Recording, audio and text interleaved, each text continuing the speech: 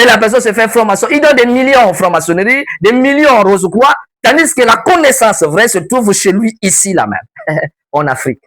C'était l'expérience pratique. C'était pas beaucoup de livres. Non, non, c'était la connaissance qui se transmettait de père en fils. Donc, tu es assis auprès d'un maître, d'un ganga, d'un vrai, il te transmet les clés du mysticisme. Et tu actives le kundu. Et quand le kundu est activé, c'est la kundalini de l'Inde. Et donc, du coup, les vibrations sont légères. Tu sors de ton corps et tu es parti comme un ballon de rien du tout. Quand tu souffles dans les ballons, le ballon fait quoi? Le pompé que vous soufflez là. Après, ça fait quoi? Mais voilà, c'est ça. Mais voilà pourquoi nous faisons de la respiration profonde. C'est pour activer le kundu. Et après, une fois qu'il est chargé spirituellement, tu vas voir ton corps sortir. Il est parti. Après, il y a d'autres codes de fonctionnement maintenant qu'on va te donner après. Comment se comporter dans le monde invisible. Hein? Comment agir dans l'invisible. Comment opérer dans l'invisible. Comment se transformer en animal comme véhicule pour aller voir l'autre et lui dire bonjour et revenir. Ça là, ça se trouve pas dans les livres.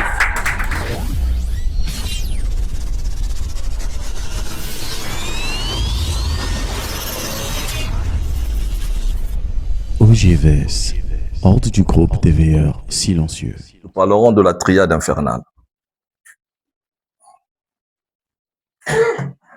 Lorsque nous parlons de la triade infernale,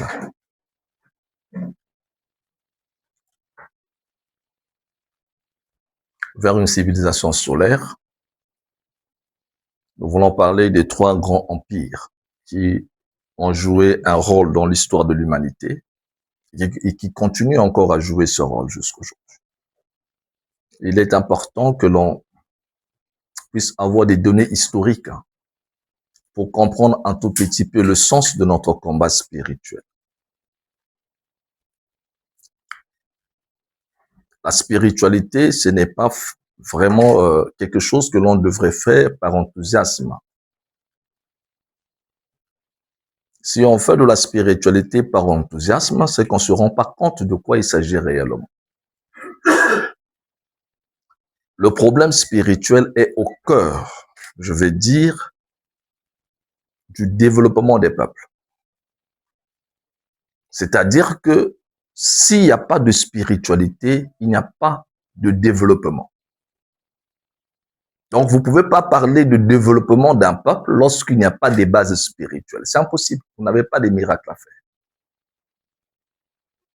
Parce qu'un peuple est censé se développer. Une nation est censée se développer. Parce que la grande loi de l'univers, c'est la loi de l'évolution des peuples, des civilisations, des nations. Donc, lorsque nous parlons de l'évolution, ça veut dire que nous sommes censés évoluer. Lorsque nous voyons, nous qui venions, les enfants qui naissent aujourd'hui et les enfants qui étaient nés autrefois, on n'est pas pareil. Donc, depuis les origines de la Terre, 14 ou 15 milliards de cela de siècles, la loi de l'existence, c'est la loi de l'évolution. Et donc, il n'y a pas un être humain, quel que soit ce qu'il est, qui peut mettre un frein à cette loi de l'évolution.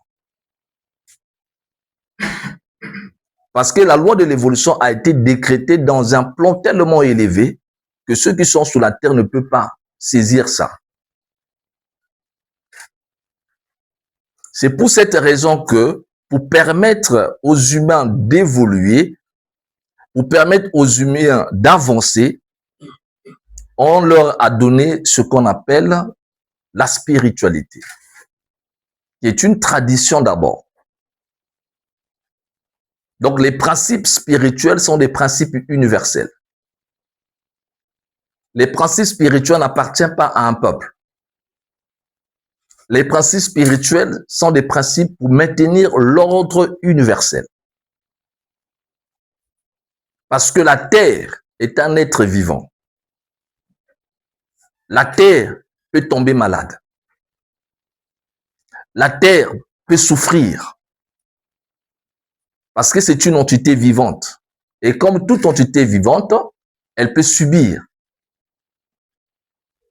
C'est pourquoi au cours de l'histoire, notre planète a subi beaucoup de chocs. Il y a eu des civilisations qui ont disparu. Il y a eu des espèces qui ont disparu, comme des dinosaures que nous ne voyons plus aujourd'hui. Il y a eu des cataclysmes au cours de l'histoire. Comme l'histoire de Noé, quand on vous raconte la terre a été engloutie par l'eau, qui est quelque chose qui a été confirmé historiquement. D'ailleurs, le fleuve Congo que nous avons aujourd'hui est sorti de ce cataclysme. Et donc, nous ne vivons pas dans un monde comme par hasard. C'est-à-dire, c'est comme si c'est le hasard qui nous en est venu. Le hasard n'a jamais existé. Avant que nous ne venions, il y a eu des générations qui nous ont précédés. Avant ces générations, il y a eu d'autres générations qui les ont précédées. Et au cours de cette évolution, il y a de ceux qui ont participé à l'évolution, qui ont joué des rôles pour que les mondes évoluent. Mais comme aussi, il y a de ceux qui, évidemment, contribuent à mettre un frein à l'évolution. Donc, chacun vient sur Terre pour jouer son rôle. Les autres, c'est pour faire avancer la loi de l'évolution.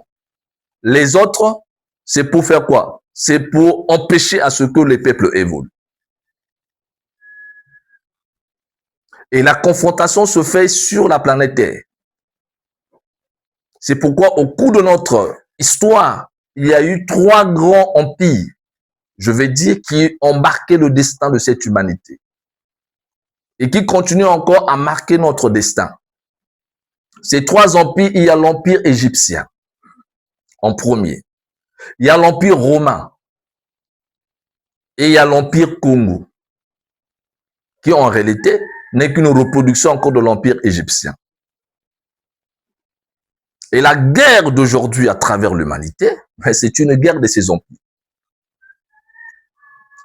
Et ceux qui subissent la guerre de ces grands empires, ce sont des peuples. Parce que les peuples sont comme des jouets du destin. L'Égypte, dont nous continuerons toujours à parler. Parce que si vous ne parlez pas d'Égypte, vous ne pouvez pas parler de notre humanité.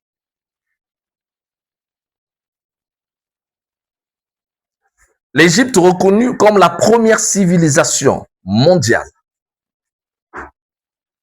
Lorsqu'on parle d'une civilisation, c'est quoi? C'est un mode de vie propre à un peuple. Donc la civilisation, c'est un mode de vie propre à un peuple. C'est-à-dire, c'est l'ensemble des phénomènes sociaux, religieux, intellectuels, artistiques, scientifiques et techniques qui, évidemment, structurent un peuple. Donc le peuple égyptien, par son mode de vie, était un peuple civilisé parmi les premiers sur toute la terre. Et lorsqu'on parle de l'Égypte, on ne veut pas parler de l'Égypte actuelle que vous voyez à la télévision. Parce que les Blancs que nous voyons en Égypte aujourd'hui, ce sont des envahisseurs. Ce n'est pas leur terre d'origine. Ce sont des Assyriens, des Grecs, des Perses. Ils sont venus siéger dans la nation égyptienne. Donc, ils ont récupéré la terre d'Égypte. Une terre qui ne leur appartenait pas à l'origine. Et les autochtones d'Égypte, les Noirs d'Égypte, ont été forcés de pouvoir quitter l'Égypte pour aller s'émigrer ailleurs. Donc, lorsqu'on parle de l'Égypte antique, on veut parler de l'histoire des Noirs. Lorsqu'on parle de l'Égypte antique, on veut parler de vous et moi, de nos ancêtres. Ils avaient les cheveux crépus, comme vous aujourd'hui. Ils avaient la peau noire, comme vous aujourd'hui. Tout ce que vous êtes aujourd'hui, c'est l'Égypte. Et cette histoire, pourquoi le blanc s'acharne à nous récupérer cette histoire? Pourquoi les blancs veulent imposer, en fait, de l'Égypte, une Égypte blanche, avec des pharaons blancs, combien même toutes les preuves prouvent que ça appartient aux Noirs. Les momies sont là. Heureusement parce qu'ils avaient conservé les corps. Les statuettes sont là. Toutes les preuves sont là. Même les images à l'intérieur des pyramides, les écritures, les dessins, tout. On voit bien que c'est des Noirs. Mais l'UNESCO et tous ceux qui gouvernent le monde à leur manière ne veulent pas accepter ça. Veulent chercher un moyen pour que cette histoire appartienne au peuple blanc. Pourquoi s'acharner à ça? Pourquoi il veut s'acharner à ça? Pourquoi il veut récupérer l'histoire? Et si nous ne faisons pas attention, nos enfants continueront à croire que l'Égypte appartient aux Blancs. Non. Il faut que, si vous oubliez d'où vous êtes parti, vous ne pourrez pas savoir où est-ce que vous êtes en train de partir. Quand tu oublies ton passé, tu ne peux pas prévoir l'avenir. Parce que c'est le passé qui te permet d'éviter de commettre les erreurs à l'avenir. Et donc, la spiritualité, c'est pas quelque chose qui est apparu comme ça là d'un seul coup. Il faut remonter pour comprendre les bases de cette spiritualisation que nous faisons aujourd'hui. C'est parce que les anciens, depuis l'Égypte antique, la civilisation égyptienne était fondée que sur une chose, c'est-à-dire l'initiation. Il n'y a pas un autre mot. Hein? Si vous n'avez pas d'initiation, il n'y a pas d'Égypte. Donc, la pensée égyptienne était une pensée initiatique à l'origine. Parler de l'Égypte, c'est parler de l'initiation. Parler de l'Égypte, c'est parler de l'initiation. Mais l'initiation à quoi?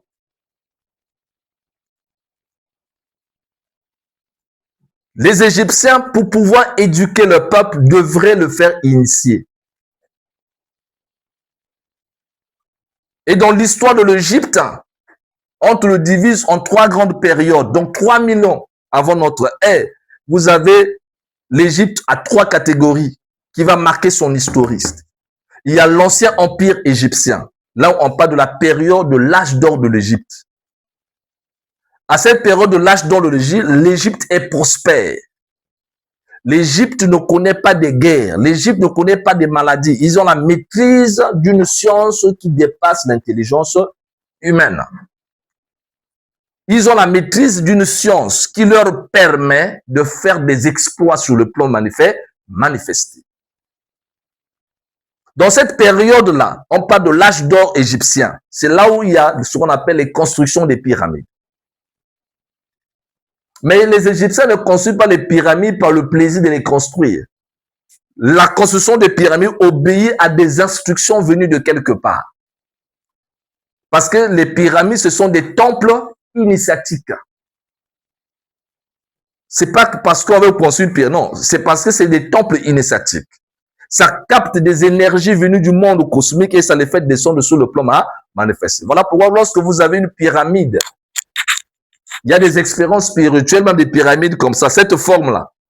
Tu peux prendre un poisson ou encore une viande, tu mets ça sous la pyramide, tu constates pendant 3-4 jours, ça va se sécher.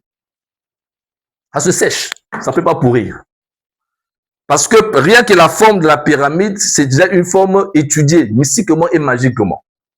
Donc, c'est pas une forme on a inventé pour le plaisir, la beauté, non. Ça a été conçu comme ça, là. Ça capte les énergies spirituelles. Ça capte les courants cosmiques, ça les fait descendre. Donc, quand tu es dans le temple, dans la pyramide, tu bénéficies d'un certain rayon énergétique.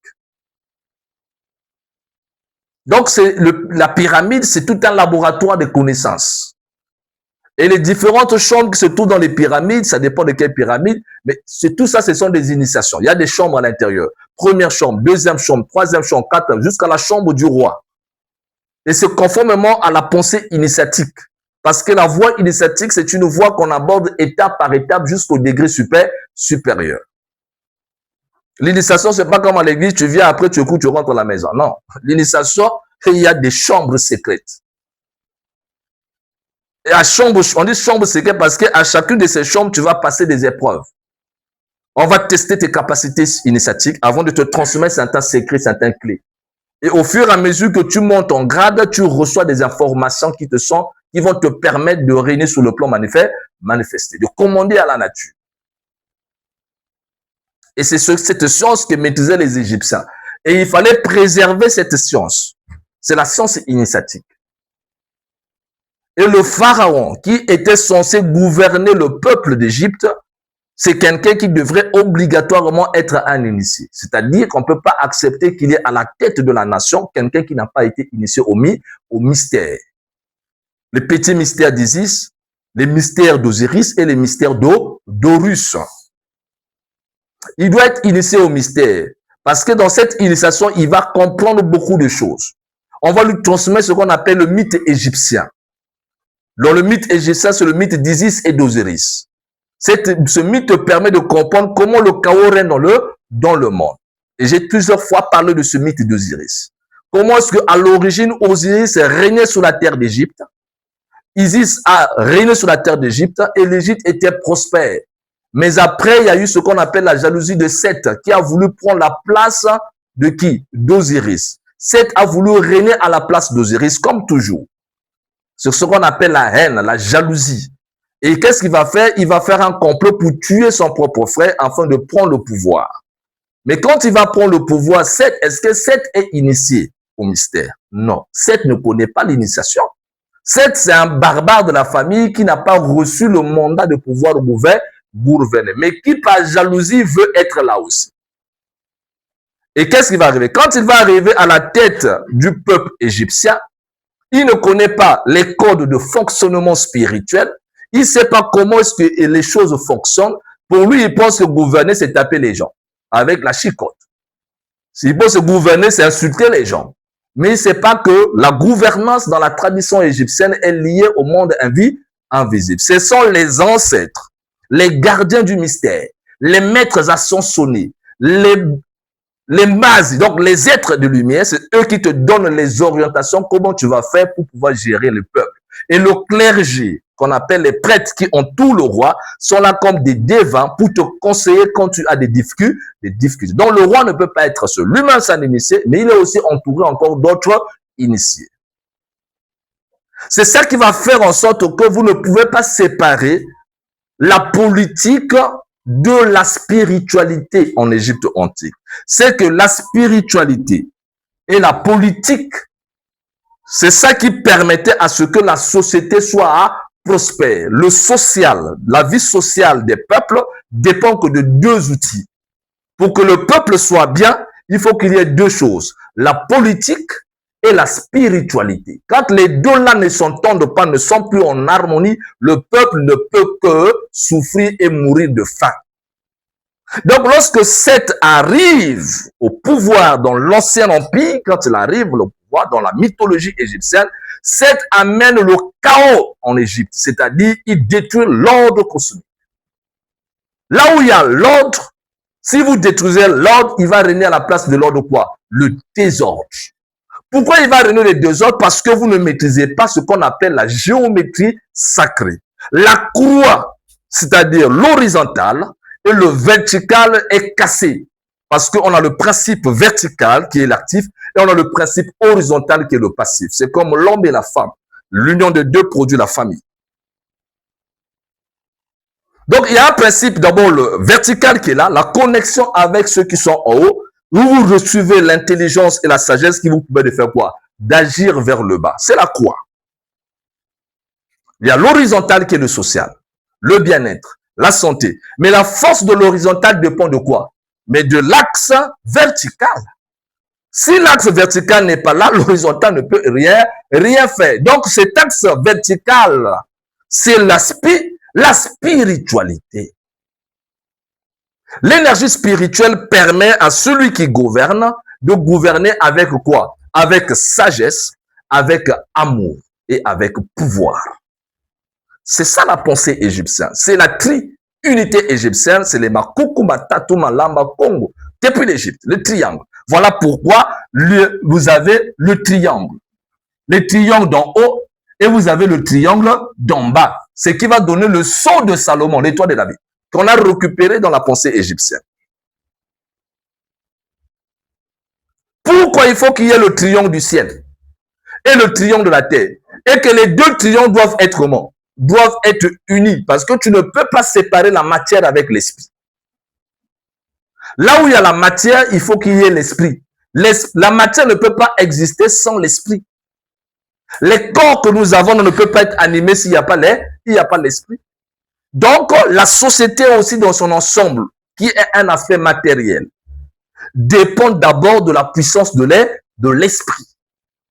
C'est pourquoi dans la pensée égyptienne, on parlait de Pharaon qui devait incarner ce pouvoir-là. Donc, la royauté, l'art royal, on appelle ça. Le Pharaon, c'est un haut initié.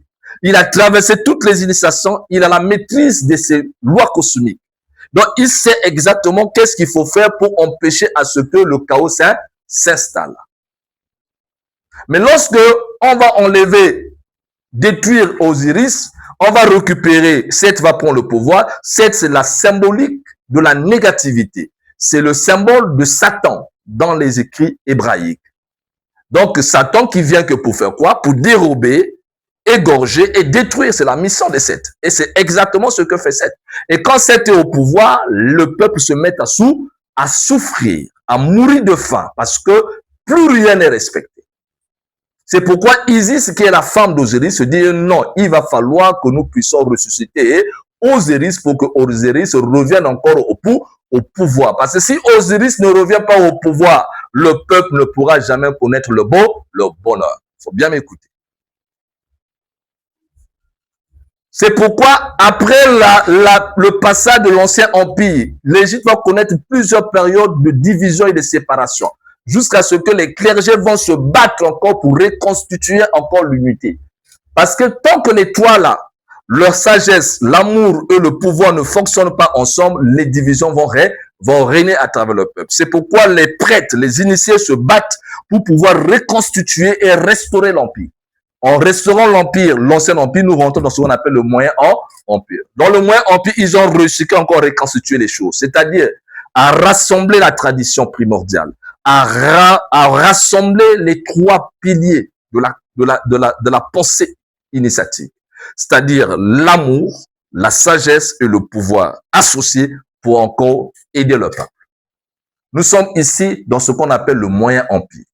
Et après, il y a eu encore, toujours comme d'habitude, les cassures, les divisions, les séparations. Ça nous a mené à ce qu'on appelle l'histoire du Nouvel Empire, avec l'apparition à la 18e dynastie d'un personnage énigmatique qu'on appellera Akhenaton. Nous sommes à la 18e dynastie. Moïse est apparu à la 20e dynastie. Donc, plusieurs siècles avant que Moïse n'arrive, Akhenaton arrive et dit non.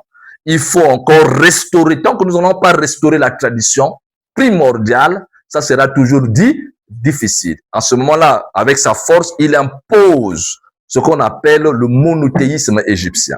C'est pour la première fois finalement au cours de l'histoire où il impose le culte du dieu solaire.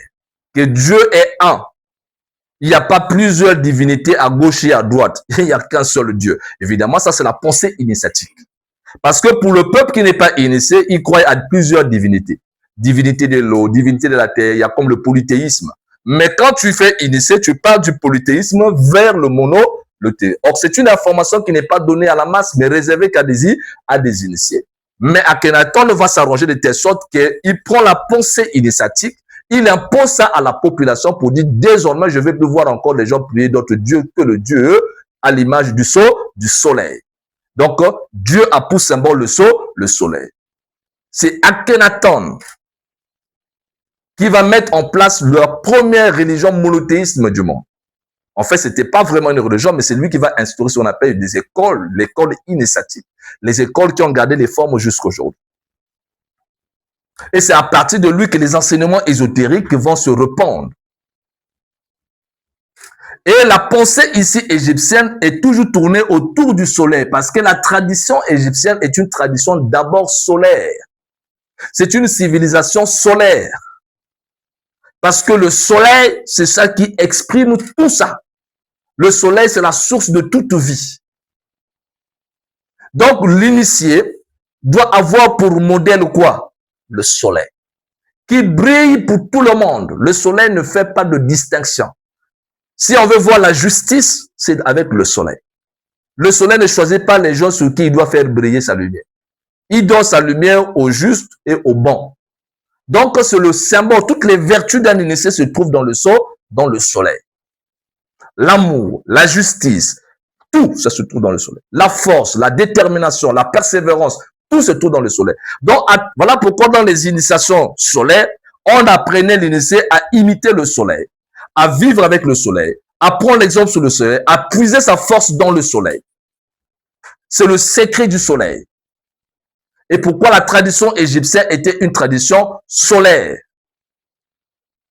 Mais cette tradition solaire va influencer toutes les traditions presque du monde.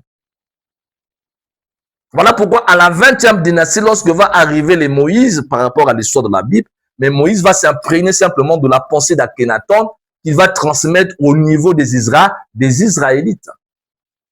Et quand vous allez voir toute l'histoire des Hébreux, mais c'est la pensée d'Akhenaton.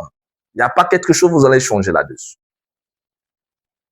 Et cette pensée judaïste va donner plus tard naissance au christianisme qui va naître après, où Jésus sera également symbolisé comme étant le soleil levant. Mais je ne vais pas rentrer dans là. Je vais rester d'abord sur la pensée égyptienne. Donc, la pensée égyptienne, la culture égyptienne, la civilisation égyptienne est une civilisation hautement avancée. C'est qu'au cours de l'histoire, aucun peuple du monde, pendant que les autres peuples sont dans la barbarie, la sauvagerie, la médiocrité, quand ils ne connaissent encore rien, même pas l'agriculture, ils ne savent même pas comment il faut faire. Parce qu'ils ne peuvent pas construire des villes. Ils sont obligés d'aller conquérir les villes des autres par la force. Les Égyptiens sont déjà structurés, organisés, c'est la bonne vie parce qu'ils ont la connaissance. Ils ont la connaissance politique, ils ont la connaissance spirituelle, ils ont la connaissance scientifique. Ils ont une médecine hautement avancée. C'est pourquoi d'ailleurs la plupart des Grecs vont venir s'initier en Égypte antique. Les royaumes Rome, qui par rapport à l'histoire est un autre empire assez grand, parce qu'au moment où l'Égypte est dans sa période de l'apogée, va arriver ce qu'on appelle l'arrivée d'abord, avant le règne de l'Empire romain, il y a eu d'abord le règne, il ne faut pas l'oublier, je l'avais déjà dit dans une autre vidéo, il y a eu le règne de l'Empire grec. Avant le règne de l'Empire grec, il y a eu d'abord le règne de l'Empire médo-perse, avec Darius. Avant le règne de l'Empire médo-perse, il y a eu le règne de l'Empire qu'on appelait de Nebuchadnezzar avec Nebuchadnezzar, de Babylone. Donc, il y a eu le règne de l'Empire babylonien, le règne de l'Empire médo-perse, il y a eu le règne de l'Empire grec, et après est venu le règne de l'Empire romain. Aujourd'hui, nous sommes encore sous l'influence, en fait, de l'Empire romain. C'est le dernier empire qui a donné le modèle que nous avons aujourd'hui. Parce que quand un empire arrive à régner sur l'humanité, il impose, parce que l'histoire est écrite par les vainqueurs. Quand c'est vous qui avez gagné, vous imposez votre vision, vous imposez vos règles, les gens font ce que vous leur demandez de faire. Et quand les Romains arrivent pour prendre l'humanité en otage, parce que ce sont des conquêtes, Israël est sous l'otage des Romains, et l'Égypte tombe sous les mains des Romains, évidemment, qu'est-ce qu'ils vont faire? Ils vont récupérer toute la pensée des Égyptiens. Les Romains vont comprendre que l'Égypte étant avancée, nous avons besoin de leur connaissance. C'est à ce moment-là que les Romains vont récupérer toute la pensée des Égyptiens, vont étudier toute la sagesse égyptienne, vont prendre toutes les connaissances de l'Égypte et vont même brûler la plus grande bibliothèque qu'on appelle la bibliothèque d'Alexandrie. En fait, c'est une mascarade. En faisant semblant de brûler, ils ont volé des livres pour que les gens ne puissent pas rechercher les traces de ces livres. Ils vont chercher donc à brûler l'histoire pour que cette histoire des Égyptiens devienne l'histoire des Romains et que la connaissance qui est partie de l'Égypte devienne comme une production des Romains. Et pour encore continuer à falsifier tout ça, ils ont récupéré le christianisme qu'ils ont mélangé avec la pensée égyptienne en fait. Quand ils créent, quand vous voyez l'Église catholique, c'est à la fois le mélange de la pensée égyptienne, de la pensée romaine et de la pensée chrétienne. Donc en fait, ils ont fait des mélo-mélo. Là où on parle d'Osiris, eux, ils mettent maintenant le Père. Quand on parle de Jésus, ils mettent... Donc, ils copient l'Égypte sous une forme de christianisme. C'est pourquoi ils imposent l'image de la mère de Mère Marie, qu'on appelle aujourd'hui la mère de Dieu, par rapport à Isis. Donc, ils s'inspirent de la pensée Isis, parce que les Égyptiens vénéraient Isis comme la mère de Dieu. Ils ont pris ça, ils ont mis ça dans le christianisme pour que finalement, ça devienne une doctrine chrétienne. Dans cette falsification-là qu'ils vont imposer, Rome ne va pas s'arrêter là. Rome va aller plus loin pour faire en sorte que les nations qu'il va conquérir puissent devenir des nations chrétiennes.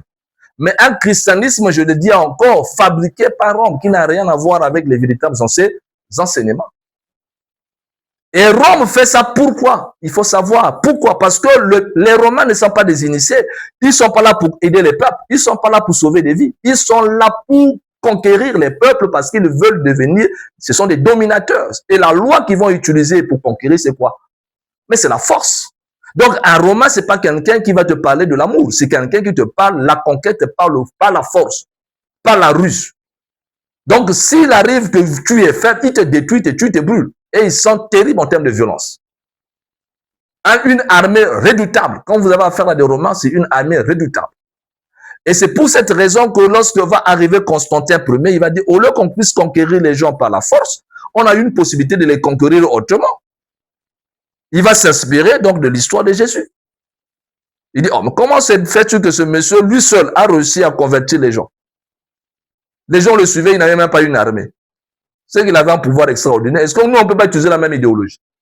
C'est pourquoi, avec le christianisme naissant de l'Église catholique, ils vont se servir évidemment de la Bible comme l'arme fondamentale des conquêtes des peuples. Donc, au lieu de conquérir avec les armées, il faut maintenant conquérir avec quoi? Avec une autre forme. Et cette arme qu'ils vont utiliser s'appelle la Bible. Ils vont former le clergé catholique avec des stratégies bien élaborées pour amener les gens à se convertir dans le christianisme. Et la conséquence de ça, c'est que c'est quoi? Lorsque les Romains le font sous l'influence de l'Église catholique, leur objectif, c'est pas d'amener les gens à croire en Dieu. Ils savent que les peuples qui vont conquérir ont déjà leur divinité, ont leur civilisation. Le problème, c'est qu'il faut qu'on réussisse d'abord à les affaiblir spirituellement. Si nous réussissons à les affaiblir spirituellement, finalement, ils vont devenir eux-mêmes nos esclaves, même sans qu'on les chicote. Ils vont eux-mêmes devenir des esclaves sans qu'on les tape.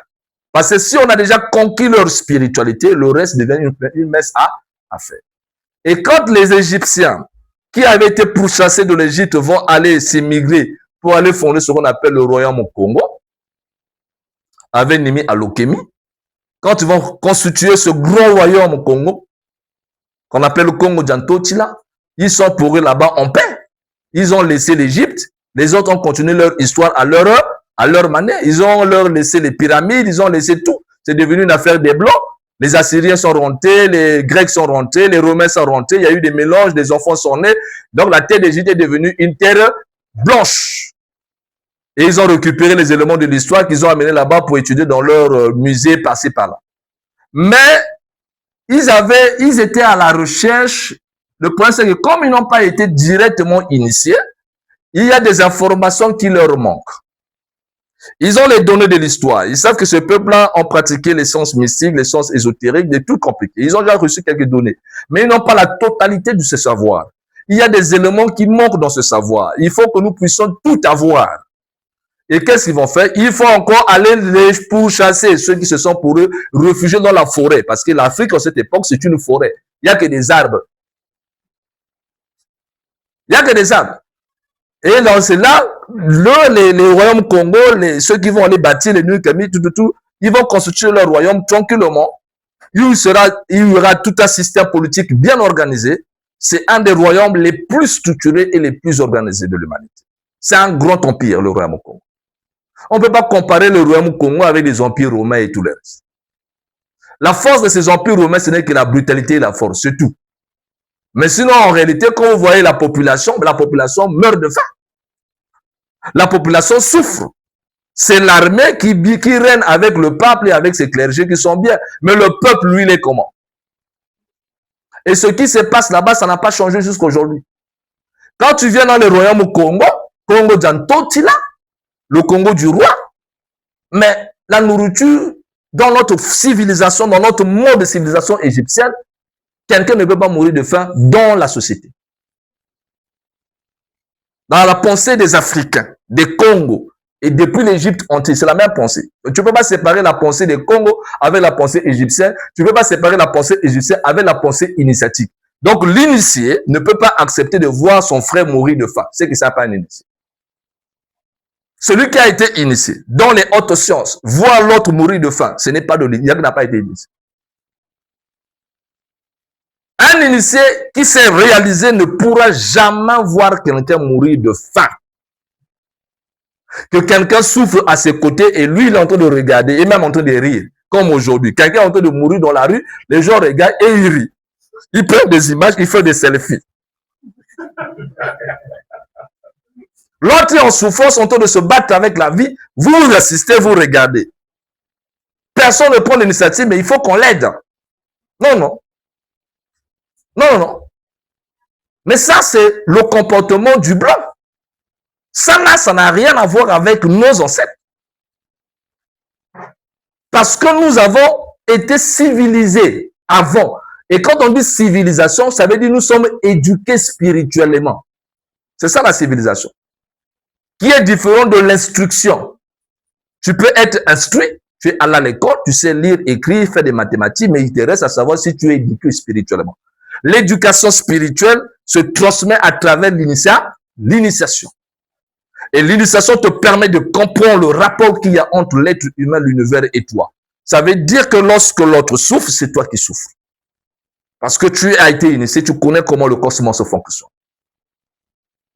Dans le plan cosmique, nous sommes tous un. Nous sommes tous un. Donc, en fait, on n'est pas séparés. Même celui qui paraît être éloigné n'est pas éloigné. Et la science qui permettait au Congo de maîtriser ça, de comprendre ça, mais c'est le Kindoki. Le Kindoki. Quand tu n'es pas initié dans le Kindoki et tu ne connais pas le Kindoki, tu ne peux pas savoir ce qui se passe dans l'invisible. Quand tu n'es pas initié dans le Kindoki, tu ne peux pas savoir ce qui se passe dans l'invisible. Et si tu ne connais pas comment l'invisible fonctionne, ne pense pas que tu vas respecter les lois de Dieu. Tu vas les respecter sur quelle base? Parce que toi, tu es esclave de Mayelaba Mouini, c'est-à-dire l'intelligence du jour. L'intelligence du jour, c'est l'intelligence que nous avons tous en naissant. Mais l'initiation te permet d'acquérir l'intelligence de quoi? De la nuit. Pour te permettre de comprendre que non, le visible et l'invisible vont ensemble. Que tout ce que tu es censé faire, tu as besoin d'être appuyé par les ancêtres. C'est pourquoi dans l'histoire de la construction du royaume au Congo, un personnage important, c'était qui? C'était Nimi Alukemi. Quand il a conquis le pouvoir par la force, au moment, il a voulu régner par la force, il a eu des problèmes. Il a eu des problèmes. Il était fort. Tout ce qu'il a fait pour conquérir, c'était avec la force. Mais quand il a voulu imposer la force au royaume, ça n'a pas marché. Il est tombé malade. Il a fallu qu'on fasse appel au chef spirituel. Et quand le chef spirituel est venu, est arrivé pour pouvoir les secourir, le chef spirituel du clan Sakou va venir de ce il va lui dire non. Le problème, c'est que toi, tu es rejeté par les ancêtres. Les ancêtres ne reconnaissent pas ton pouvoir. Donc, si tu veux régner et être bien dans notre tradition, il faut que les ancêtres reconnaissent ton pouvoir. C'est par là que finalement, quand il sera guéri, il va faire alliance avec le chef spirituel. Et c'est ce moment-là que l'autorité politique sera soumise à quoi? À l'autorité spirituelle. C'est ce moment-là que le royaume Congo a commencé à connaître la et c'est qu'en ce moment que les dispositions avaient été prises de telle sorte que on ne doit jamais séparer la fonction politique de la fonction spirituelle parce que la fonction politique est une composante de la fonction spirituelle pour permettre à ce que la connexion entre nous qui sommes sous la terre et les Bakoulou ne soit pas rompue. C'est pourquoi dans la tradition Congo, quand tu deviens un Mfumu, un chef, il faut que tu sois appuyé par les chefs traditionnels et spirituels qui ont la possibilité de rentrer en contact avec les mânes. Si tu n'as pas la bénédiction des mânes, ton règne sera un règne des problèmes et des perturbations. Et c'est la même chose avec tous ceux qui portent le sang traditionnel au Congo dans leur vie. C'est-à-dire, si tu as le sang là en toi, tu fais quelque chose sans respecter d'abord les divinités, les Bakoulou, les bas ancêtres, évidemment, tu auras des problèmes. Parce que c'est quoi? C'est ce qu'on appelle des égrégores. C'est la tradition mystique, c'est quoi? Ça veut dire que quand même un initié, voilà pourquoi dans les temps anciens, quand un initié appartenait à une école de mystère ou à une loge, quand il sortait du loge, il sortait de l'initiation, il avait des problèmes. Pourquoi? Parce que quand tu es rentré dans l'école, tu as fait des serments, tu t'es intégré à un égrégore, tu es dirigé, gouverné par des esprits élevés. Si tu sors de l'égrégore, ces esprits-là retirent leur force sur toi. Et quand ils retirent leur pouvoir, tu tombes dans tes affaires, dans tout ce que tu fais. On va dire, oh non, c'est le temple là qui m'a attaqué. Non, le temple n'a pas attaqué. C'est toi qui ne bénéficies plus de la protection de l'égrégore. C'est pourquoi dans la pensée Congo, ici, nous allons revenir, un enfant qui naît d'abord appartient à la famille. Tu ne peux pas vivre sans la famille. Ça, c'est chez nous. Pourquoi? Parce que la famille est un égrégore.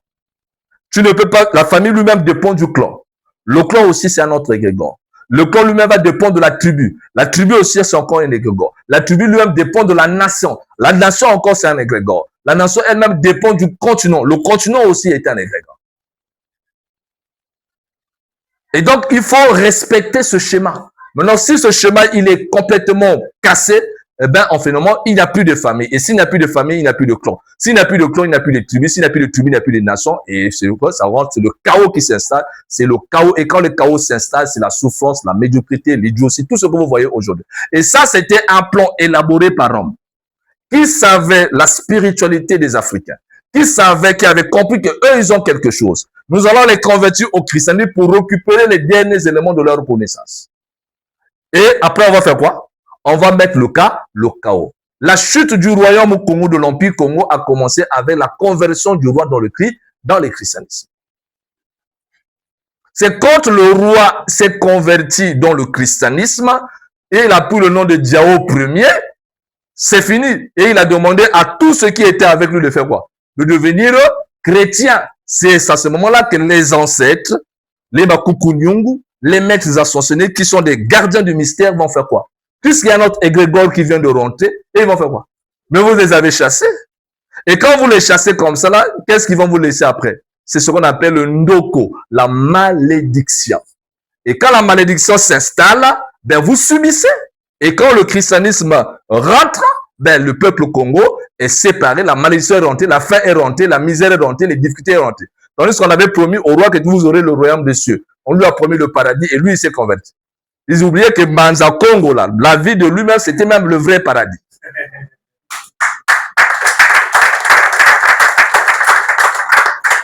Le vrai paradis, c'était Manza Congo, où il y avait l'unité des peuples. Il y avait plusieurs tribus, mais ça, tu ne voyais pas les gens se séparer. Les tribus, aujourd'hui, en Afrique se divisent, c'est parce qu'eux, ils ont mis le virus. Sinon, nous, on n'a pas besoin de se séparer. Quand on parle tel dialecte, même si on a des 1000 dialectes, on n'a pas de... Parce qu'on a le son noir. Nos parents nous ont éduqués autrement. Au contraire, nos différences est une richesse culturelle. Donc, c'est une... Et le blanc sait que c'est une richesse culturelle. C'est pourquoi il faut casser ça, il faut diviser. Voilà pourquoi on a séparé la RDC du Congo-Brazzaville et de l'Angola. Mais c'est un même pays. Et quand ils viennent, ils ont cassé. Oh non, RDC. Oh non, Angola. Oh non, Congo. Mais c'est un même pays. C'est un même peuple. Avec les mêmes ancêtres, les mêmes clans. Les clans qui sont là-bas, c'est les clans qui sont ici. C'est les clans qui sont en Angola.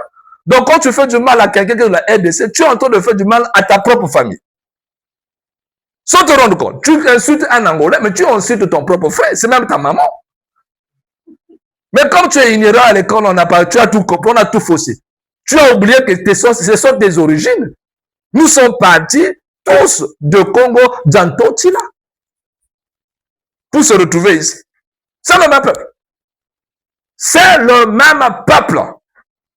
Donc quand tu vois un frère de la RDC ou un Angolais, mais c'est ton sang. C'est ton sang.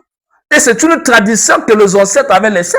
C'est pourquoi, évidemment, à un moment de l'histoire, il y a eu un personnage, Timpamvita, Donna Béatrice, qu'on avait converti. Il dit non, non, non. Parce que quand il rentre comme était prophétesse, elle a reçu la communication des ancêtres. Et même le prêtre, le plus grand, un des prêtres qu'on appelle prêtre Antoine, qui est aussi venu le voir, en dehors de ça, il a eu des révélations où on lui a dit, il faut restaurer le royaume. Et en tant que prophétesse, elle a commencé à regarder, même Marie dit, oh, mais Marie, c'était une noire. Vatican connaît ça. Le pape Jean-Paul connaît ça. Jean-Paul. Et eux, ils savent que c'était vrai. Et comme elle a le don de ce qu'on appelle le Mikoudi, donc il est capable de voir. Ils pensent qu'ils vont mentir l'histoire. Ils savent qu'il y a des gens qui ont le troisième. Eux, ils sont capables de voir l'histoire. Et c'est là où l'équipe Vita va dire, oh, mais Jésus que tu parles là, c'est un noir. Marie, la mère de Jésus, ce sont des noirs. Il faut restaurer le royaume Congo. L'Empire Congo doit revenir. Les Blancs disent, ah, attention, qu'est-ce qu'il faut faire?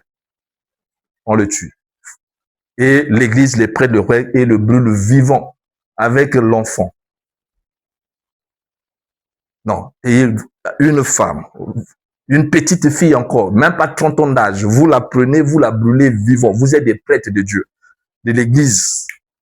Donc, vous prêchez l'amour et le bien. Non, est-ce que réellement ce sont des prêtres? Je me pose des questions si réellement ce sont des prêtres. Est-ce qu'ils lisent bien leur Bible en question? La pensée même biblique, l'enseignement du Christ est basé sur quoi? C'est sur l'amour. Pourquoi? Mais parce que c'est un grand initié. C'est un grand initié. Mais les prêtres ont le courage de prendre une femme qui revendique les droits qui sont réels. Il dit non, il faut que nous revenions. Il parle à son peuple de retourner à l'ancestralité. Parce que si nous ne retournons pas, nous serons toujours rejetés par les Bakoul, les ancêtres. Si les ancêtres ne sont pas avec nous, nous n'allons rien faire. Donc revenons. Ça là, le christianisme là, c'est une fausse. Ils nous ont menti. L'Église comprend que les intérêts de Rome sont menacés. Qu'est-ce qu'ils ont fait? Ils l'ont brûlé. Ils l'ont brûlé. Ils l'ont brûlé pourquoi? Parce que les gens là sont des esclaves de ce qu'on appelle en spiritualité le mental inférieur. Dans les 11 initiations, quand tu grandis, on va t'expliquer ce qu'on appelle le mental inférieur. Tu dois dépasser le mental inférieur pour atteindre ce qu'on appelle le mental supérieur. Quand quelqu'un est dans le mental inférieur, quand quelqu'un est encore dans le mental inférieur, il n'est pas encore réalisé, c'est pas un vrai initié. Et dans le mental inférieur, c'est quelqu'un qui est un agent du mal. C'est que pour un rien, c'est ce qui était dans la mythologie égyptienne, Seth. C'est le mental inférieur. Quand on voit l'histoire de Caïn et Abel, et où Caïn tue Abel, c'est l'expression du mental inférieur. Quand dans l'histoire de la Bible, vous avez les fils de Jacob qui vont vendre Joseph, parce qu'ils voulaient, c'est le mental inférieur. La haine et la jalousie, tu as une fonction quelque part, l'autre, non, je vais prendre sa place. C'est le mental inférieur. Et dans nos familles, quand le maître disait que vous aurez pour ennemis les gens de votre propre famille, c'est le mental. Quand les gens sont gouvernés par le mental inférieur, c'est l'égoïsme, c'est la méchanceté, c'est la négativité, tout ça, c'est le mental, c'est l'œuvre. Et qui anime ce mental inférieur? C'est Rome. Rome, c'est le résumé du mental inférieur de l'humanité. Donc, les Romains, avec pour porte d'ouverture l'Église catholique, c'est le siège du mental inférieur. C'est une hypocrisie. Donc, il s'exprime au nom du peuple, pour l'amour du pauvre et des pauvres dans le monde. Lui-même, il dort dans des lits en or. Il est entouré des diamants et des chrysolites à Vatican là-bas, et tu parles des pauvres. Vends ça et deviens pauvre comme nous. Si tu as l'amour. Hein? Et ces idéologies-là, c'est ce qui a détruit le royaume Congo, un grand empire. C'est pourquoi les ancêtres suscitent à chaque fois et à chaque époque des chefs spirituels, des charismatiques pour pouvoir restaurer le royaume. Comme en Égypte, tant que le royaume n'est pas reconstitué, vous ne pouvez pas évoluer.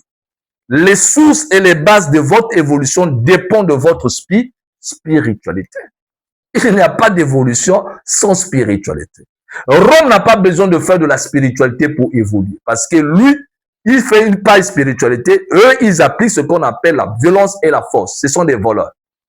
Ils négocient pas, ils conquèrent. C'est cette politique romaine qu'on a donnée à tous les Occidentaux que vous voyez là. Parce que Rome, c'est lui qui a éduqué tous les autres là. Les Français, les Anglais, les Américains, tout le monde là ont été éduqués par la pensée romaine. Quand on voit l'Europe, c'est la pensée romaine. La philosophie romaine. Une philosophie basée sur quoi? Basée sur la violence et la force. Il n'y a pas de pitié. Une philosophie basée sur le vol. On vous vole vos biens, terminé. Votre terre, on récupère tout ce qui va. Et vous devenez des esclaves. C'est ce qui a fait que, au cours de l'histoire, le royaume Congo a subi ce que vous avez comme l'esclavagisme, l'exploration, la colonisation, tout ça. Mais parce que eux, c'est leur philosophie. Donc, il ne vient pas pour nous sauver. Et jusqu'au fin du monde, quel que soit les sports, jamais, je le dis bien, que le peuple blanc va aimer le peuple noir. Impossible. Parce que sa survie, depuis ses ancêtres, dépend d'abord de notre souffrance. C'est notre souffrance qui les nourrit. Les chemins de fer qu'ils ont effectués pour envoyer les pierres précieuses. Ils n'ont pas fait des chemins de fer pour améliorer nos pays. Ils ont fait des chemins de fer pour évacuer et voler nos biens. Pour que ça soit acheminé et ça arrive en Europe. Et il fallait utiliser nos parents pour pouvoir faire les chemins de fer, en les chicotant, en les tapant, hein, pour leur intérêt. Oui, certains sont morts à cause de ça. Mais c'était parce qu'ils voulaient l'intérêt de chez eux. C'était pas pour nous rendre la ville belle. Et il faut qu'on puisse pas oublier ça. Il faut qu'on dise à nos enfants que ces chemins de fer-là, nos grands-parents ont souffert pour les construire. À coup de chicotte. Et donc, Tipamvita va se lever à une porte de l'histoire pour dire non, nous devons restaurer la tradition, l'ancestralité, notre spiritualité, notre civilisation, notre mode de communication avec les ancêtres. La tradition spirituelle, primordiale. Parce que cette tradition nous permet de rentrer directement en contact avec l'invisible. La religion ne peut pas te mettre en contact avec l'invisible. Par quel moyen, par quel mécanisme? Prends-moi un religieux, comment on rentre dans l'invisible? Un religieux. Comment on rentre dans l'invisible? Il ne sait pas. Mais quand il parle de Jésus, Jésus allait dans les mondes invisibles. Quand il parle de l'apôtre Paul, Paul, lui, visitait l'invisible. Il le dit lui-même. Je suis allé jusqu'au 3e ciel. Je ne sais pas si je dis dans mon corps ou dans mon corps. Des choses que j'ai vues. Il développe l'invisible. Il te parle du monde invisible. Donc c'est un mystique. Maintenant, pourquoi vous qui priez pour lui, vous ne pouvez pas le faire? Parce que les clés et les codes d'accès n'ont été cachés. Vous ne les connaissez pas. Et donc, si vous ne connaissez pas le code d'accès dans l'invisible, vous ne connaissez pas Dieu. Tu connais Dieu comment? Parce que tu l'as dit dans la Bible. Est-ce qu'on connaît Dieu en lisant une Bible? Non. Est-ce qu'on peut connaître un Dieu en lisant une Bible? Donc, toi, tu peux lire le Coran et comprendre Allah. Non. Il faut que tu sois dans les expériences spirituelles. Dieu, ça se vit. Pas l'expérience pratique, mystique, initiatique.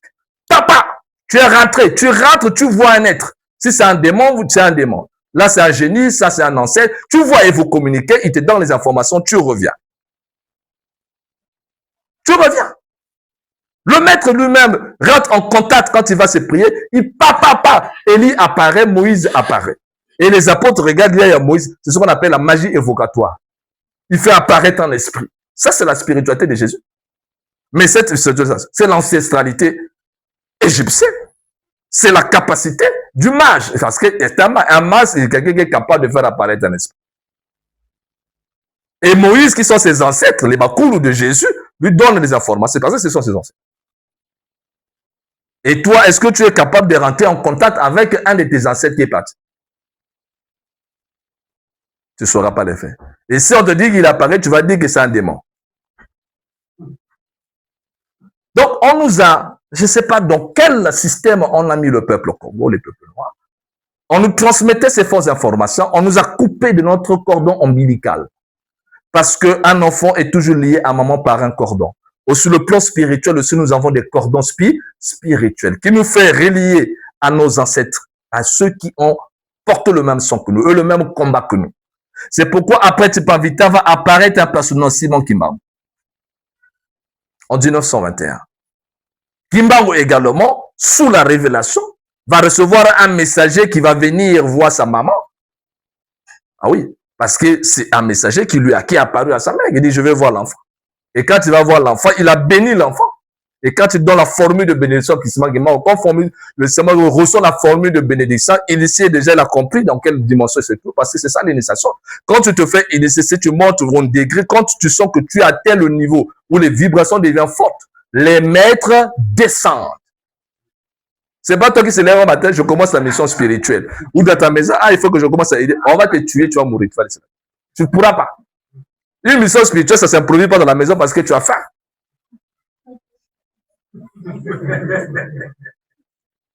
Tu auras des problèmes, tu ne vas pas arriver, laisse. Tu ne vas pas arriver, laisse. C'est quand tu as travaillé dans ta spiritualité, comme tous les grands maîtres, l'illumination arrive. C'est ce qu'on appelle ça l'illumination. Tu es réalisé, c'est une illumination. Tu es en face d'une réalité que tu ne peux pas expliquer avec les mots. Tu vois les êtres de l'autre côté te voir, te dis, ok, nous on t'avait préparé, tout ça on te préparait pour que tu fasses ça. Voici le code d'opération, voici ta mission, voici sur quoi tu vas travailler, voici la formule. Et tu es parti. C'est fini, tu n'as plus besoin d'autre chose. Parce que dès que tu prononceras la formule qu'on t'a transmise, les gens tombent malades, les malades sont guéris, les miracles commencent. Les gens ne comprennent pas. Ils disent, qu'est-ce qui s'est passé? C'est comme ça qu'il m'a commencé. Son succès est parti du fait qu'il a réveillé un mort. Quelqu'un qui était mort, il est venu appliquer la formule de bénédiction qu'il avait reçue. Paf, le mort s'est réveillé, il s'est ressuscité. Et c'est fini. De bouche à oreille, l'église catholique commence à sentir la menace parce que le prêtre, lui, ne peut pas réveiller un mort.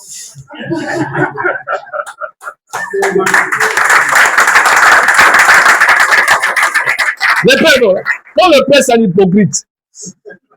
Il ne connaît pas la spiritualité, mais il se fait passer pour un spirituel. Maintenant, quand on arrive au niveau maintenant du charismatique, donc il faut libérer ce qu'on appelle la thaumaturgie. Il faut la maîtriser, la dimension invisible. Kimbangu tape la formule, c'est des miracles sur miracles, les gens sont guéris. L'église, en si peu de temps, en moins de 6 mois, le succès est répandu. À ce point-là, on n'a pas de téléphone. Imagine, il n'y a pas de véhicules comme aujourd'hui. C'est la popularité. Il devient célèbre et populaire. En si peu de temps, traqué par les colons. Il dit, ah non, il faut le traquer. Et il prêche quoi? Le retour à la restauration du royaume Congo. L'empire doit revenir. La tradition doit revenir. Nous devons revenir à notre spiritualité, à notre ancestralité. Le blanc compris dit, ah, nous avons encore quelqu'un d'autre là. Il est un homme à battre. Parce que si eux ils réussissent ça, nous sommes foutus. Tout ce qu'on a fait comme complot va faire quoi? Ça va s'effondrer comme un château de cartes. Parce qu'ils auront l'énergie, le pouvoir, le courage de braver même la mort. Il ne faut pas blaguer avec un initié. Hein? Il dit, il faut qu'avant qu'il ne transmette les informations aux autres, avant que les autres reçoivent des codes, il faut faire quoi? Il faut l'arrêter. Voilà comment Kimbangu va partir. Traqué, mis en prison. Mais même en prison, c'est ça qui est formidable avec un initié. Même en prison, il continue à transmettre les enseignements. Hein? Kimbangu en prison, on le voit là-bas. On est ici, là. Oh, il est là-bas. Il transmet. Parce qu'ils arrêtent le corps. Oh, ils sont vraiment des idiots. Ils arrêtent le corps. Mais c'est pas qu'un initié préparé à la maîtrise du Kindoki. Quand il a la maîtrise du Kindoki, le corps c'est un véhicule, il peut le laisser là. Il va agir avec le corps éthérique. Il sort, c'est comme si tu n'as rien fait. Il traverse les murs, il est parti. Il voit ses disciples, il donne des instructions. Faites ça. Après, il revient encore dans le corps. Est-ce qu'il faut obéir à la loi?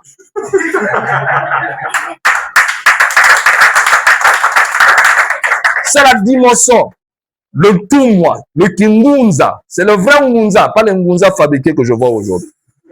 Ça y est, là, aujourd'hui, maintenant, il y a beaucoup de Ngunza fabriqués. Il pense que quand il a porté le tenue rouge, il devient Ngunza. Le Ngunza, c'est une dimension élevée. Donc, tu as la maîtrise des vibrations, le Ngum, la vibration primordiale, celle qui te permet de te dématérialiser. C'est un niveau exceptionnel dans la tradition. Ça ne doit pas passer à n'importe qui, le Ngunza. Donc, tu as la maîtrise des 4 éléments. Donc, tu es capable. L'invisible, pour toi, c'est devenu comme du papier. Les télépathies, tout ce que tu vois les Blancs inventer là. Ils parlent de ça, ils ne connaissent pas ça. Ils ont fabriqué des livres de sciences occultes sous la clairvoyance, la télépathie, qu'ils n'arrivent pas à faire. Leurs formules qu'ils proposent dans le livre ne marchent pas. Et les pauvres Africains qui ne comprennent pas achètent ça à des gros montants. Tu vois un livre de magie, on vend ça au moins 250, 100, cher le livre de magie. Il n'y a aucune magie à l'intérieur. Va acheter. Il n'y a rien à l'intérieur de ce livre. Et la personne se fait franc-maçon. Il donne des millions en franc-maçonnerie, des millions en rose-croix, tandis que la connaissance vraie se trouve chez lui, ici, là même, en Afrique. C'était l'expérience pratique. C'était pas beaucoup de livres. Non, c'était la connaissance qui se transmettait de père en fils. Donc, tu es assis auprès d'un maître, d'un ganga, d'un vrai, il te transmet les clés du mysticisme. Et tu actives le kundu. Et quand le kundu est activé, c'est la kundalini de l'Inde. Et donc, du coup, les vibrations sont légères. Tu sors de ton corps et tu es parti comme un ballon de rien du tout. Quand tu souffles dans les ballons, le ballon fait quoi? Le pompé que vous soufflez là, après ça fait quoi? Mais voilà, c'est grave. Mais voilà pourquoi nous faisons de la respiration profonde. C'est pour activer le kundu et après, une fois qu'il est chargé spirituellement, tu vas voir ton corps sortir. Il est parti. Après, il y a d'autres codes de fonctionnement maintenant qu'on va te donner après. Comment se comporter dans le monde invisible. Hein? Comment agir dans l'invisible. Comment opérer dans l'invisible. Comment se transformer en animal comme véhicule pour aller voir l'autre et lui dire bonjour et revenir. Ça là, ça se trouve pas dans les livres. Trouvez-moi un livre dans le monde qui parle de ça, qui explique ça, et vous m'appelez. Hein? Comment prendre quelqu'un? Tu deviens un animal. Tu deviens un chat, un chien, tu te promènes. Cette technique-là n'appartient qu'aux Africains. Il n'y a que chez nous qu'on peut faire ça. Et nos parents, on a encore. Si ils ont peur aujourd'hui de l'utiliser parce que la religion les a fait quoi qu'ils sont maintenant devenus des diables. S'ils disent que si je fais la démonstration, les enfants vont me brûler. Moi, je préfère ne pas leur montrer ça. Je reste pour ma camp. Donc, et toi qui passes ton temps matin, soir, à prier jusqu'à fatiguer, et lui qui est aussi, il rit, il te regarde, il dit, regarde, qu'est-ce que tu fais? Tu fais rien. Il rit. L'être humain que tu vois là, il est sacré, c'est le vrai temple de Dieu. Donc, quand tu comprends les centres énergétiques qui sont en toi, ça dit que le monde, tu le plies en si peu de temps. C'est pourquoi il fallait qu'on préserve cette connaissance pour dire qu'une fois que tu as le secret, tu dois cultiver là l'amour pour protéger le clan, le peuple, le défenseur du clan, le Munza. Tu défends le clan contre les vampires sorciers, contre ceux qui veulent faire du mal. Et c'est la vraie spiritualité. C'est ça la spiritualité réelle. Le reste là, c'est la coquille qu'on appelle la religion. C'est pourquoi il n'y a pas de religion Munza ou des religions africaines. C'est des histoires. L'Afrique n'a pas besoin de la religion. Nous, on va faire quoi la religion? Nous, c'est des écoles de mystère. Les écoles ont commencé avec nous. Donc, la tradition se transmet dans une école initiatique, où tu apprends étape par étape jusqu'au degré supérieur. Et quand tu as la maîtrise du degré, on sent que tu as la maîtrise. Tu t'attends pas. Tu peux pas t'attendre, on te pose une question sur le monde invisible, tu commences à réfléchir. Non, tu t'attends pas, tu expliques voilà comment ça fonctionne l'invisible, ça fonctionne comme ça, comme ça, comme ça, comme ça. Comme ça, comme ça, comme ça, comme ça. Il y a des régions. Il n'y a pas de paradis comme on pense. Non, il y a des régions, plusieurs régions. Tu expliques telle région par rapport à ton niveau vibratoire. Donc, si le niveau est élevé, tu vas dans une région qui correspond à ton degré spirituel. Et là, tu rencontres des êtres qui sont aussi aux mêmes dimensions que toi. Et ils te transmettent les clés aussi de leur dimension. Si tu es soulard, tu vas vers les soulards.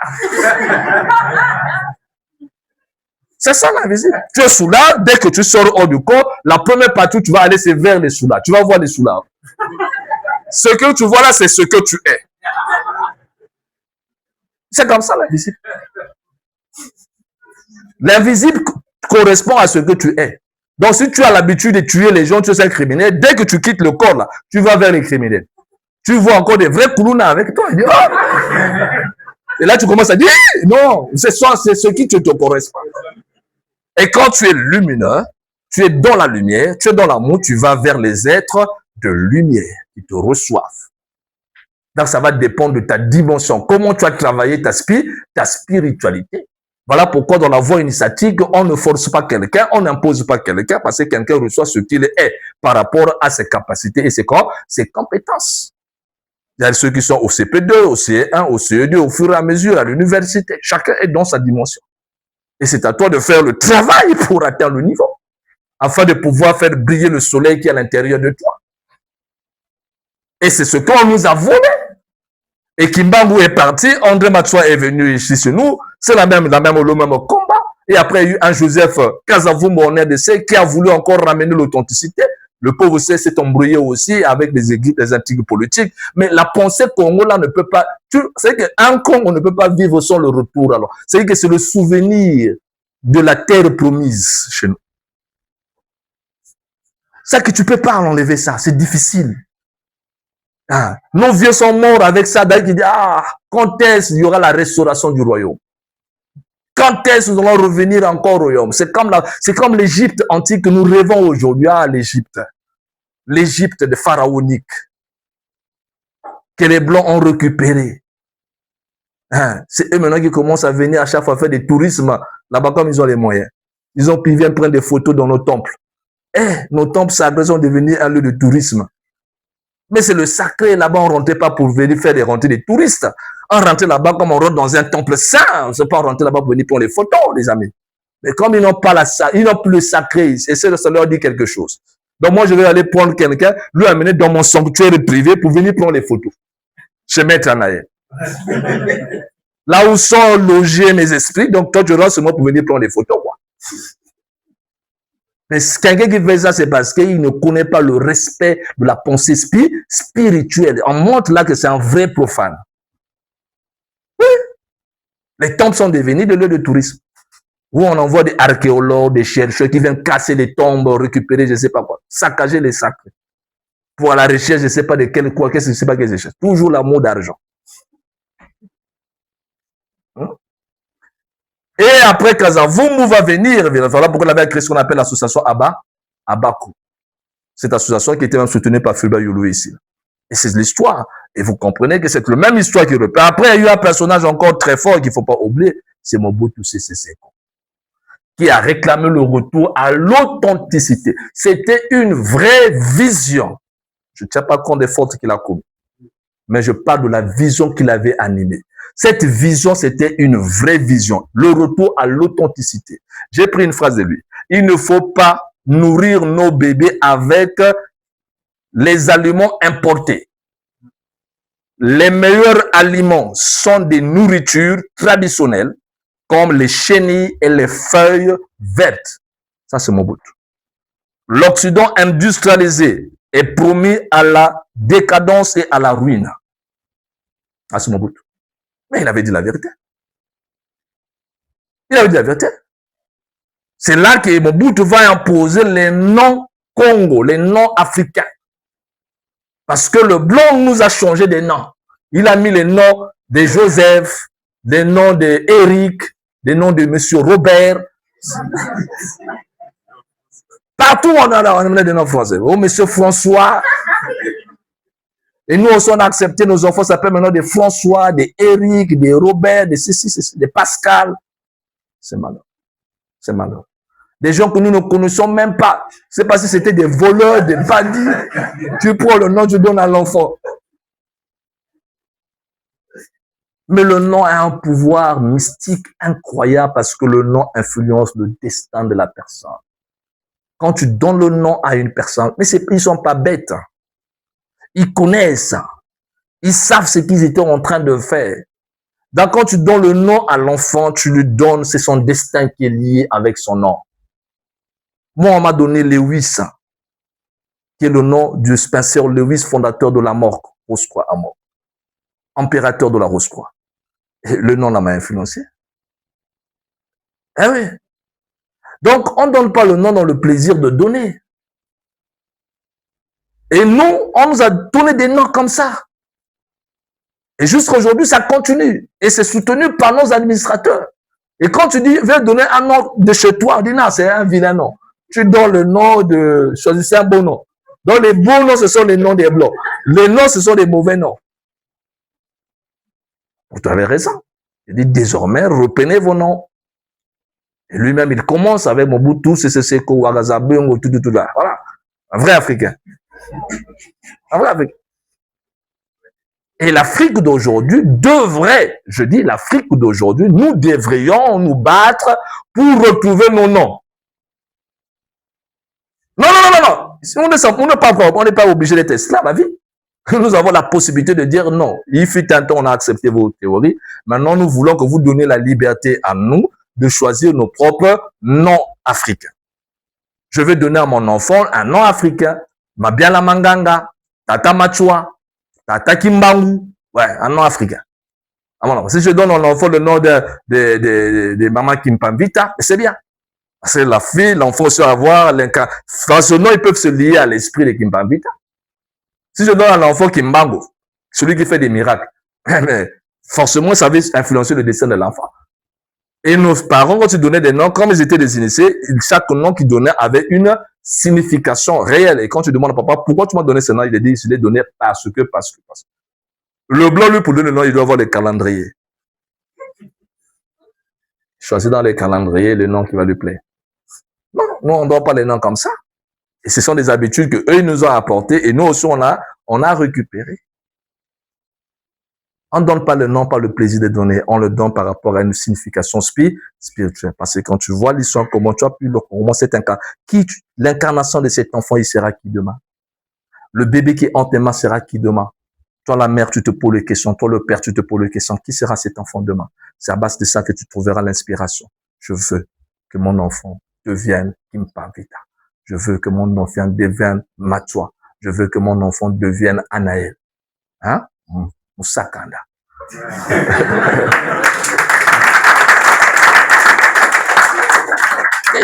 On doit être fiers de nos valeurs ancestrales. Nous sommes des Africains.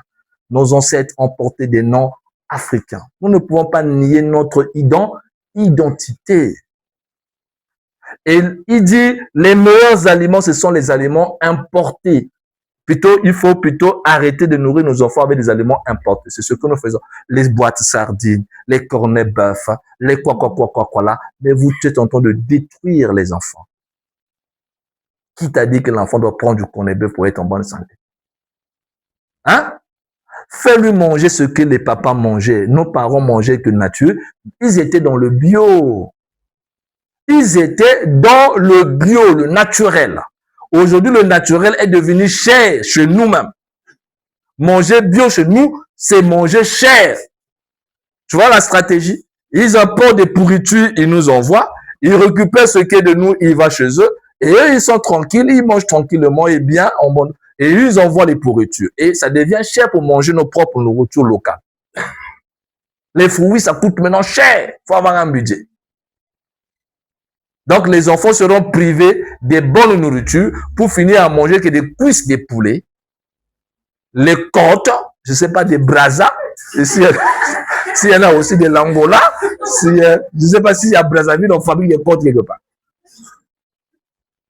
Et les mamans sont chaudes sur ça, il ne faut pas blaguer. Comme c'est économique, soi-disant. C'est économique, soi-disant. Aujourd'hui, on fait ceci, demain, on embrouille avec autre chose. On revient côte, cuisse, côte, cuisse, côte, cuisse. Et c'est des maladies que les enfants accumulent et nos pauvres soeurs sont obligées d'avoir des bombardements derrière parce que trop de cuisses de poulet, et c'est malheureux. C'est malheureux. La femme africaine aujourd'hui devient grasse. Ah oui? Il faut revenir au naturel. Nous devons manger bio et apprendre aux enfants les bonnes habitudes alimentaires. L'enfant doit boire du jus de fruits naturels. Tu prends les mangues au pluriel des mangues, tu fais des jus avec des mangues. C'est ça la vraie nourriture. Les mangues là. Les avocats là. Les safous. Tu le fais manger ça. Et tout ça, on a perdu ces bonnes habitudes. Et c'est quoi? C'est l'Occident industrialisé qui, évidemment, nous trompe. Comme ils sont forts en publicité.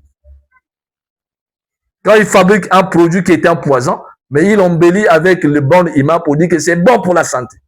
Mais ils savent dans leur tête qu'il y a du poison à l'intérieur. Après plusieurs années après, ils vont dire non, il faut retirer tel produit. Les chercheurs ont compris qu'il y avait du poison à l'intérieur. Maintenant, le nombre de personnes qui ont mangé ça pendant des années. Ils sont sacrifiés. Donc, la pensée égyptienne ici, la restauration de ce grand royaume va passer pas par les mots et pas les théories, mais par l'intériorisation de la pensée ancestrale. Il faut que chacun, au moment opportun, qu'il pense aux ancêtres et qu'il dise que comment on voyait les ancêtres. Il faut restaurer les Makukuma Tatu, Malamba Congo. Il faut restaurer la sagesse ancestrale africaine, l'amour ancestral africain et le pouvoir lendo. Parce que la connaissance et l'amour, quand ils se marient, ça donne le pouvoir. Et le pouvoir mystique de chez nous, nous en avons. Nous avons encore aujourd'hui des clés sur le mysticisme, plus que eux. Donc l'Afrique a encore la chance de se relever. S'ils avaient récupéré le Kindoki et qu'ils l'avaient maîtrisé, d'accord. Mais comme ils n'ont pas pu maîtriser le Kindoki, je sais ce que je dis. Ils ont utilisé la science cachée, mais ils n'ont pas la maîtrise du Kindoki. Le Kindoki n'est pas encore maîtrisé par l'Occident. Le blanc ne sait pas encore comment il faut vivre dans l'invisible. Il ne faut pas avoir peur. Ils sont que religieux. Quand tu les regardes là, ce sont des religieux. Ils n'ont pas la capacité de faire de la vie de l'invisible un mode de vie. Qui se réunissent quelque part et qui s'assoient et qui nous parlent comme faisaient nos ancêtres. Ils ne peuvent pas le faire. Ils tentent de le faire. Mais il y a des égrégores. Il y a des règles à respecter. Parce que dans le monde invisible, on regarde beaucoup des aspects avant de t'accepter. Donc, même si tu peux voler la technique, quand tu vas chercher, on va dire non, repars. tu n'es pas encore le bienvenu ici parce que tu n'es pas dans l'amour. Là-bas, on ne triche pas. Ici, on peut tricher. Dans l'invisible, tu ne peux pas tricher. Donc, si on t'accepte de l'autre côté, ça veut dire que tu as des cas, des qualités. Et c'est pourquoi nos parents, avant de faire quelque chose, s'ils ne peuvent pas avoir accès directement, ils peuvent recevoir les communications dans les rêves. Ce qu'on appelle les rêves prémonitoires. Et c'est pourquoi nos ancêtres avaient ce qu'on appelle les signes prémonitoires. Dans la tradition et dans l'initiation Congo de chez nous, de l'OGVS maintenant, quand tu vas te faire initier dans notre tradition Congo de l'OGV, je vais dire, je te montrer ce qu'on appelle les signes prémonitoires de ton corps. C'est-à-dire que quand ton corps repart, tu sais que là, il y a la police qui va m'arrêter. Quand ton corps repart, tu vas savoir qu'ici, on m'a empoisonné de la nourriture. Quand ton corps va parler, tu sais que la voie là que je vais emprunter, ce sera un accident. Donc, je vais te montrer ça. Ça, c'est ce que nous maîtrisons chez nous, dans notre tradition. Parce que je ne peux pas publier sur la vidéo. Ça, c'est réservé aux initiations. Donc, quand tu inities dans la tradition Congo de l'OGVS, c'est pour te permettre de devenir un vrai Ngunza et pas un Ngunza en théorie. Et quand tu te promets, tu as des corps qui partent. Tu vas comprendre comment interpréter chaque signe de ton corps. Quand tu mords la langue, ça veut dire quoi?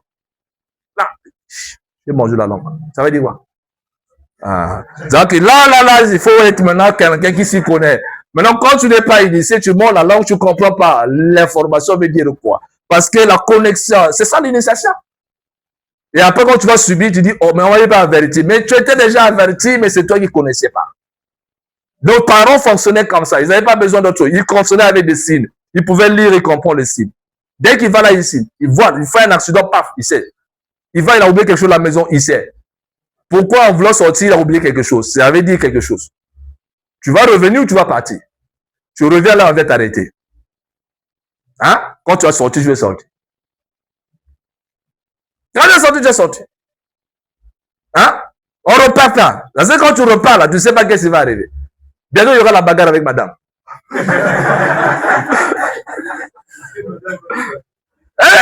Donc, quand tu es sorti, sors pour toi, va. Ah, j'ai oublié. Non, vas-y seulement, vas-y.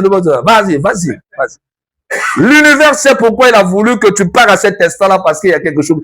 Tout est chronométré, le hasard n'existe pas. Et c'est ce que l'Africain d'aujourd'hui est devenu tellement moderne qu'il ne sait pas lire encore les signes. Et il faut qu'on t'initie. Je ne vais pas te donner ça comme ça. Là, c'est dans les initiations, dans l'école, dans les enseignements. Ça va se transmettre de bouche à oreille. Quand le moment sera venu, dire voilà les signes. C'est pour toi. C'est pour toi. Et les gens te trouvent maintenant miraculeux, compliqué pour rien, parce que tu es capable maintenant de pouvoir. Tu peux regarder quelqu'un malade, tu vas dire qu'il va bientôt mourir. Tu vas voir des signes juste là, au talent. Tu le vois, les talents, il y aura des signes. Il y a des points là-bas. Le nombre aussi, je ne te le donne pas. Tu vois les nombres là, paf, tu dois savoir que la personne, on ne peut plus prier pour lui. Répétez. En toi, si tu n'es pas initié, tu commences à vouloir faire des miracles sur quelqu'un qui est déjà mort. Pour montrer que toi, tu es puissant. Tu vas avoir des problèmes avec la police, on va dire que c'est toi qui l'as tué. Là, des petits pratiquants qui ne maîtrisent pas encore les choses. On te prépare à toutes les éventualités. Donc, tu es préparé à toutes les éventualités. C'est pourquoi les Matois, les Kimbangu et tout ce monde étaient craints. Parce que c'était des thaumaturges. Donc, c'est des gens qui étaient dangereux. Et quand nous commençons à travailler comme ça, je sais que Rome est en train de déranger. D'ailleurs, le pape est venu me voir. Hein? Le pape est venu me voir. J'ai pas envie d'en parler, parce que nous sommes directs. Hein? Le pape est venu me voir, accompagné d'un cardinal noir. Comme pour me dire, Anaël, tout ce que tu es en train de dire, nous le faisions. Ça veut dire, nous aussi, nous pratiquons la même spiritualité que toi, sauf que, je dis, mais pourquoi on ne l'avait pas transmis ça aux gens? Là, vraiment, c'est difficile. Ça, c'est ce que lui m'a dit. Mais tu attaques autour de l'église catholique. Mais je vais faire quoi? Je ne vous attaque pas, je ne suis pas contre vous. Je ne fais que dire la vérité historique. Vous connaissez que ce que je dis, c'est la vérité. Maintenant, si c'est le mensonge, c'est à vous de gérer ça à votre manière. Je ne dis que ce qu'on m'a demandé de dire. Et comme la tradition des ancêtres, depuis la restauration du royaume, tous ceux qui sont venus, vous les avez brûlés, les autres, vous les avez tués. On connaît tous ces manigances-là. Bientôt, il y aura l'empoisonnement. Vous pouvez faire tout ce qu'il vous faut. C'est qu'avec Anaël, ça sera compliqué. Oui.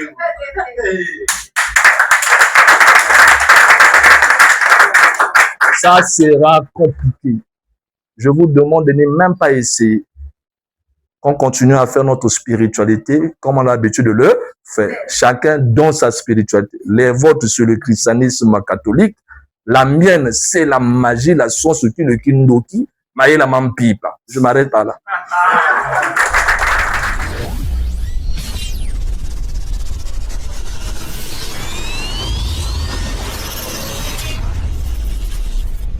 OGVS, ordre du groupe des veilleurs silencieux.